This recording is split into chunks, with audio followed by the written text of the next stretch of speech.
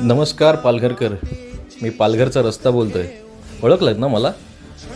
हो, मी तोच ज्याची प्रत्येक पावसाळ्यामध्ये अक्षरशः चाळण होते. माझ्या शरीराला भोकं पडल्यासारखं माझं रूप असतं. याही पावसाळ्यामध्ये काही वेगळी अवस्था नाही आहे माझी.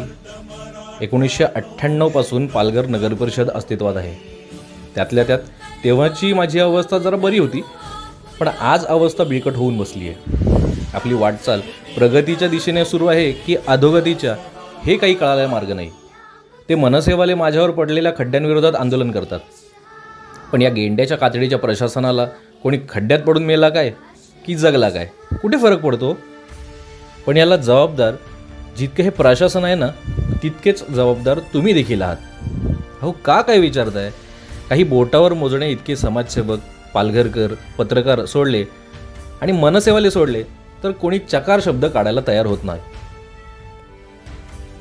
तुमच्या सहनशक्तीला परिसीमाच राहिलेली नाही. हे बघून मात्र अजब वाटतं. तुम्ही म्हणाल आमच्या हातात कुठं काय आहे? खरं तर तुमच्या हातामध्येच सर्व काही आहे. का प्रश्न विचारत नाही हो तुम्ही?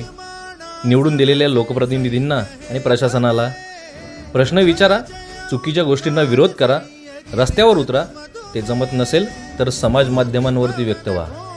शेवटी तुम्हीच पालघर शहराचे सर्वेसर्वा आहात. कोणीही तुम्हाला गृहीत धरता कामा नये. सर्वात मोठा अधिकार तुमचा आहे, मतदानाचा. तो तरी आता नीट माझा विचार करून वापरा, की माझी ही खड्डी पडलेली अवस्थाच तुम्हाला आवडायला लागली आहे. तुमचा पालघरचा रस्ता.